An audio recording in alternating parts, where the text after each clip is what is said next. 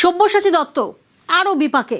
তৃণমূল নেতার ফ্ল্যাট থেকে উদ্ধার 87 গ্রাম সোনা, মিলেছে 50 কেজি সোনা কেনার রসিদ। বাজেয়াপ্ত করা হয়েছে একাধিক সম্পত্তির নথি। মঙ্গলবার কোর্টে পেশ করা হবে তৃণমূল নেতাকে, আর তার আগে সোমবার সকাল থেকেই তাঁকে সঙ্গে নিয়ে তল্লাশি চালাচ্ছে পুলিশ। এদিন সকালে তদন্তকারীরা যান সব্যসাচী সল্টলেক ডিএল ব্লকের বাড়িতে, আর এরপর বিকেলে তাঁকে নিয়ে যাওয়া হয় রাজারহাটে। এখানকারই একটি বিলাসবহুল আবাসনে সব্যসাচীর জোড়া ফ্ল্যাটে চলছে ম্যারাথন তল্লাশি।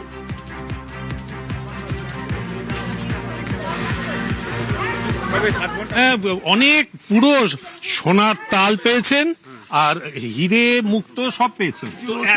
রসিদ দিয়ে কি হবে? সোনার তাল। একদিকে দেখালাম আপনাদের সব্যসাচীর সোনার খনি, আর এবার সব্যসাচীর প্রাক্তন নিরাপত্তা রক্ষীকে তলব। পুলিশ কর্মী স্বপন মৃধাকে তলব বিধাননগর উত্তর থানার। 2011 আগে থেকে 2026 পর্যন্ত সব্যসাচীর নিরাপত্তা রক্ষী ছিলেন। সেই নিরাপত্তা রক্ষীর বিরুদ্ধে ঠিক কি অভিযোগ রয়েছে, অনুপ প্রতিনিধি আমাদের সঙ্গে রয়েছেন।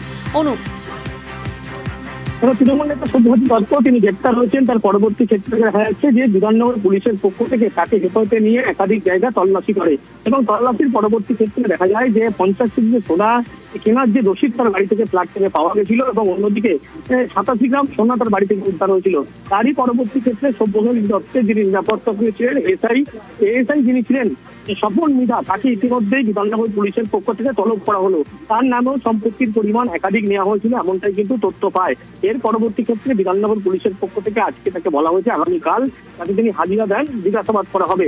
অন্যদিকে সব্যসাচী দত্তের স্ত্রী ইন্দ্রাণী দত্ত, তার সঙ্গেও বিধাননগর পুলিশের পক্ষ থেকে এই মুহূর্তে তল্লাশি করা হচ্ছে, এবং আজকে গতকালের পর আজকেও সব্যসাচী দত্তকে রাজারহাটে তার যে ফ্ল্যাট সিদ্ধা গ্যালাক্সি সেখানে নিয়ে গিয়েছে দুটো ফ্ল্যাটে এই মুহূর্তে পুলিশের পক্ষ থেকে আবার তল্লাশি শুরু করা হয়েছে। বেশ।